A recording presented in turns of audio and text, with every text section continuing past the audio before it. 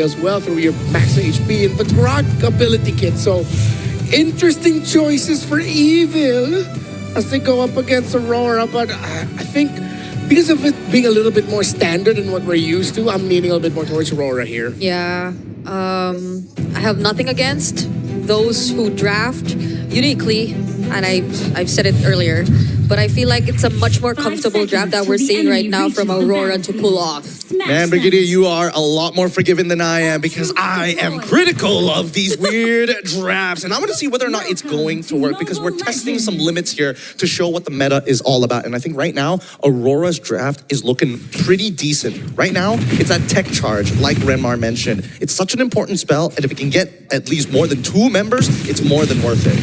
Oh, so they got to delay the minion waves again, but Evil, that will not stop them from actually clearing the waves first. They dive, or they actually...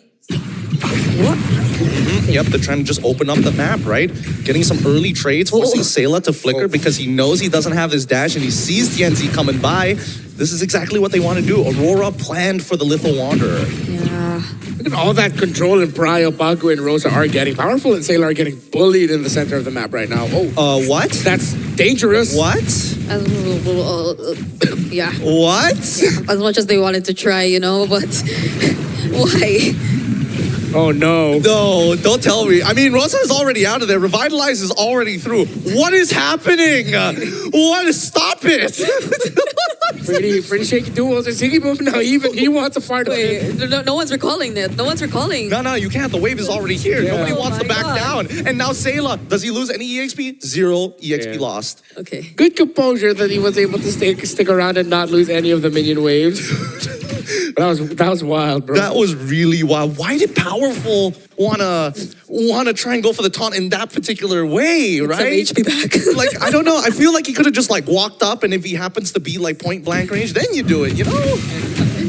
It was okay. Now we're talking. They're putting Powerful in his place. They're like, no, you don't get to walk up to us just like that. Lunar still hasn't hit level 4 as the very first turtle has already spawned, and Aurora, first team to get on top of it. Did Powerful ever recall yet? Nope. Still walking around. Never left.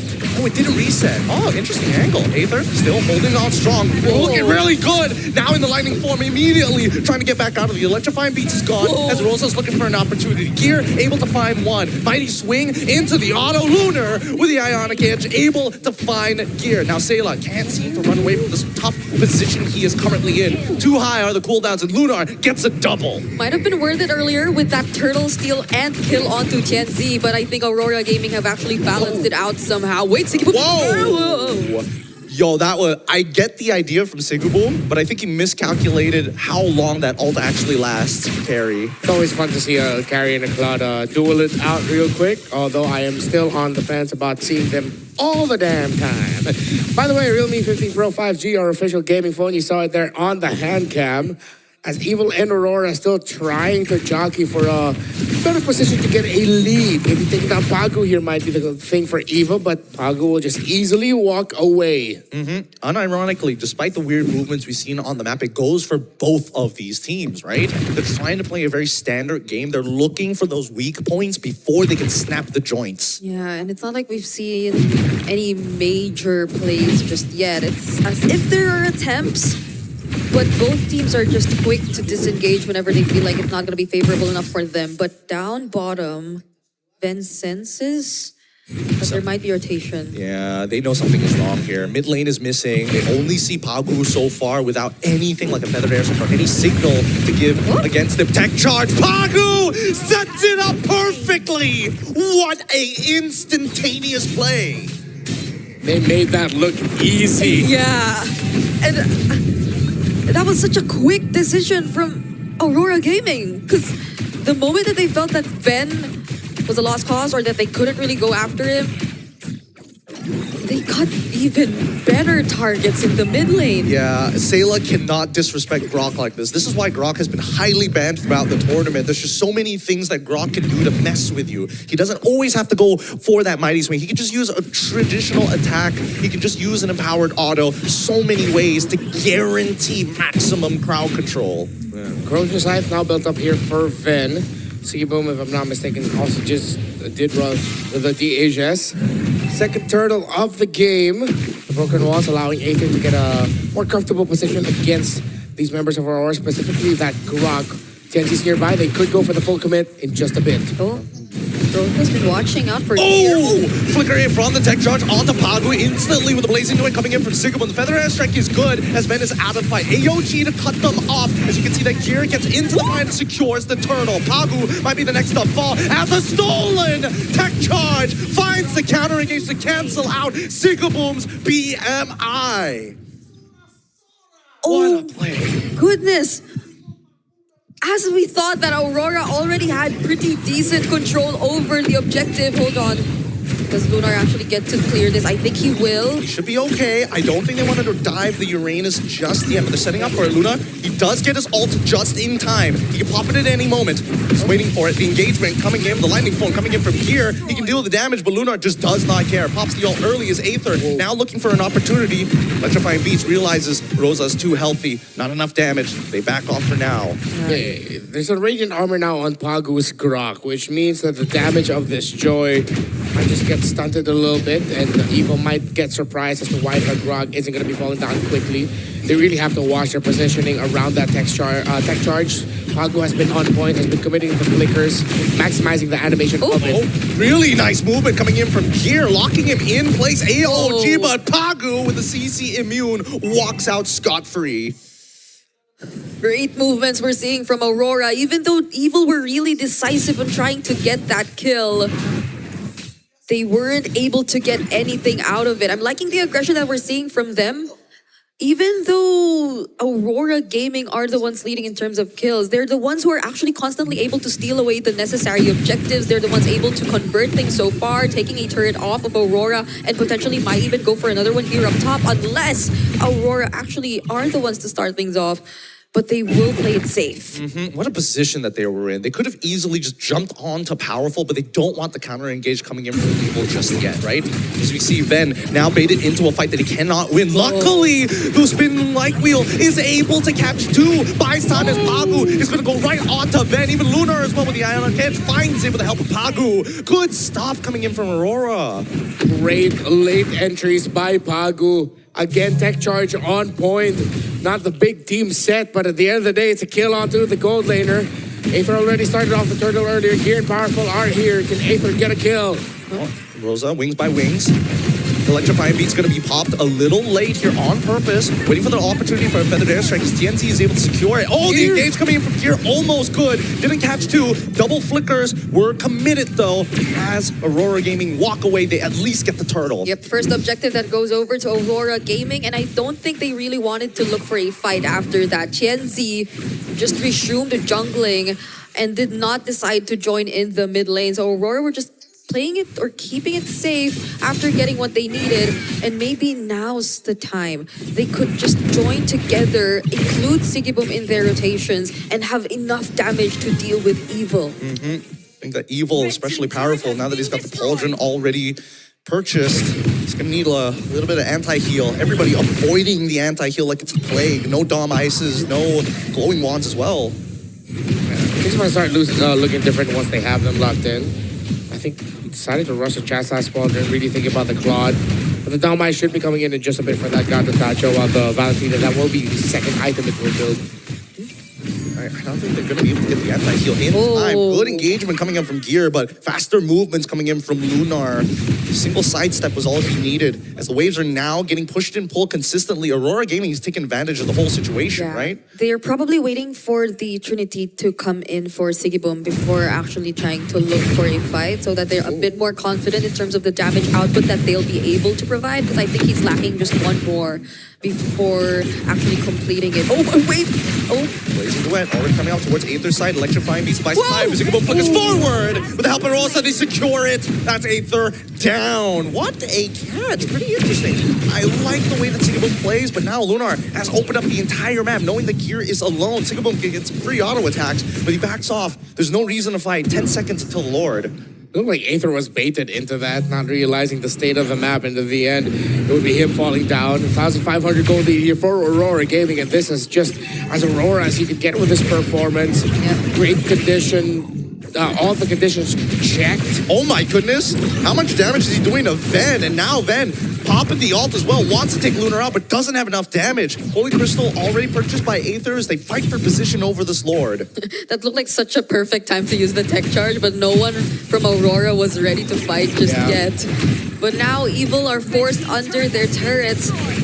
They don't have they do have an idea that Powerful's here. Oh no! And they catch him. Powerful tries to use the AOG, can't get it! He gets CC time and time again as Gears look for a counter engagement of his own. Maybe anti-CC, but still, they're just waiting it out. They're bleeding them dry, and Aurora wait out the abilities, wait out the timers for a no contest on the Lord. Here comes Aether onto Rosa, electrifying beats as well, can't fall out, can't get over the wall! How could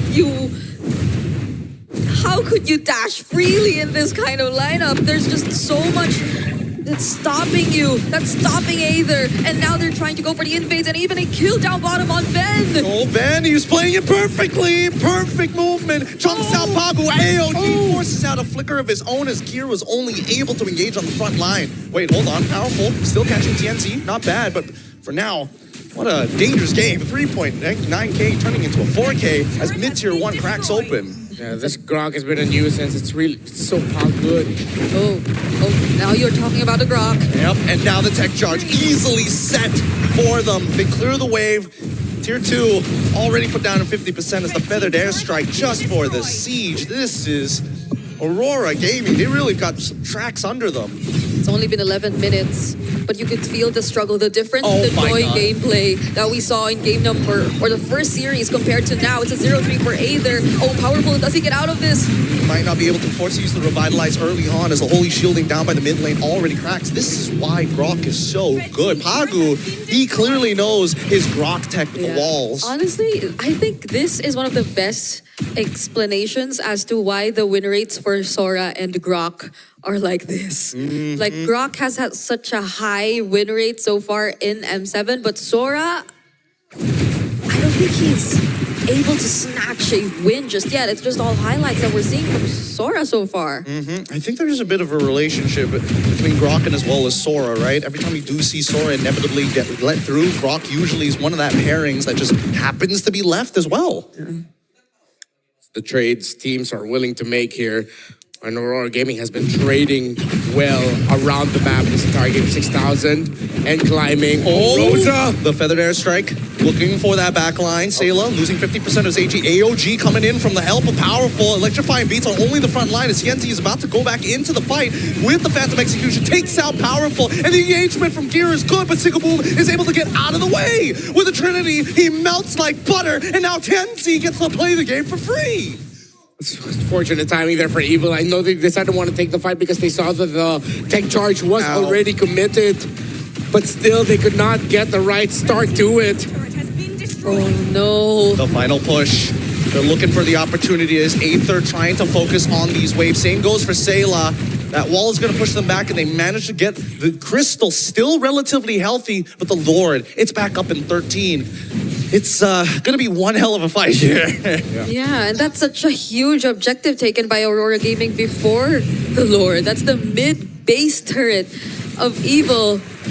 Not even Lunar seems the least bit bothered by the damage that Evil are able to throw out at this point. An 8K gold lead for this lineup. Dude, I mean, Lunar is having the time of his life. He is literally a walking ward and who's unkillable. He's 3-0-6. He's devastated Gear, and every engagement that Gear has quote-unquote successfully gotten hasn't done much. Look at that.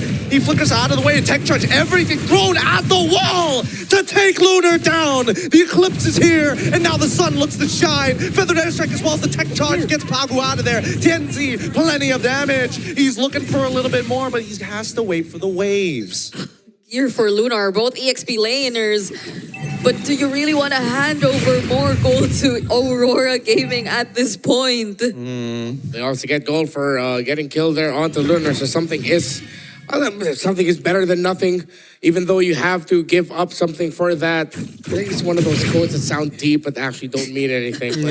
You guys know what I mean, right? We get what you mean. We totally get it. Because look, everybody's got like a 1K lead on their side, besides the jungler who's about to turn it into a 3K. And oh my god.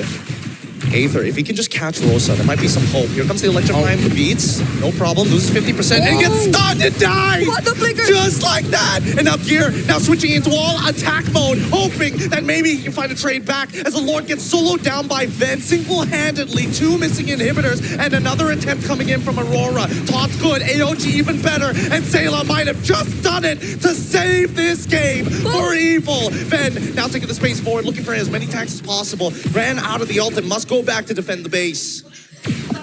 Thanks to the DHS, at least Sigibum is now able to regain everything back. But I think that was a really commendable call from Evil. Them deciding to actually pursue Rosa, it may have been a bit unsuccessful in the beginning, but they were able to finish it off, and that already meant so much for them. Because then, Ven was able to focus down on at least just clearing the Lord for now. And it's not like they were completely unprepared if ever Aurora wanted to still proceed with the fight. You saw that IMU wild charge or tech charge from Sayla, and that forced out so much from Aurora Gaming. Even the flicker from Sigibum, which I think he barely touched this entire game.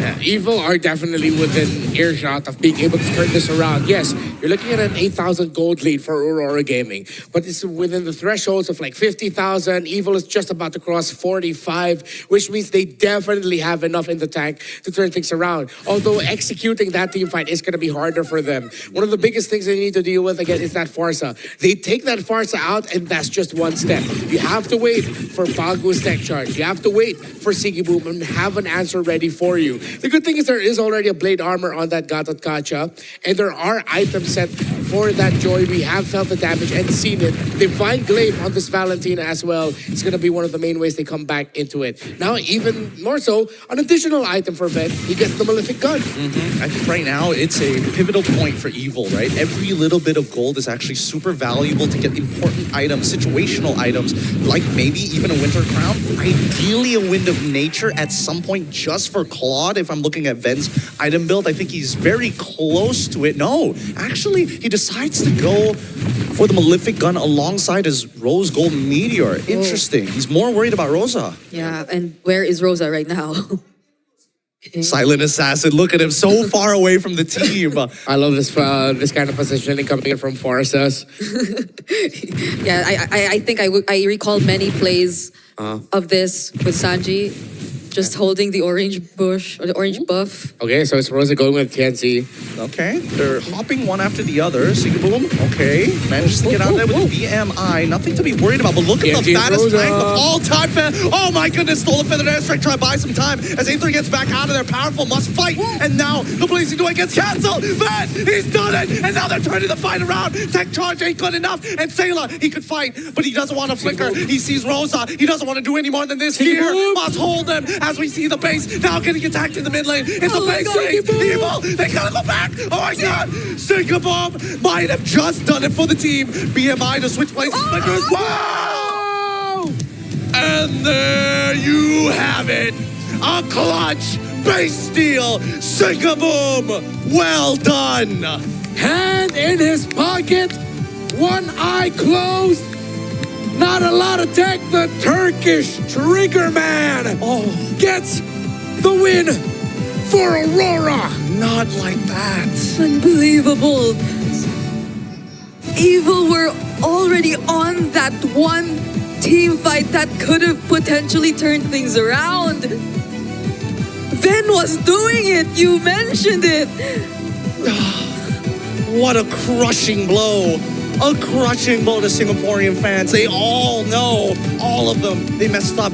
They just needed to recall. And Sigibum put that final nail. They didn't even know that it was there. They didn't even see the tip of the coffin.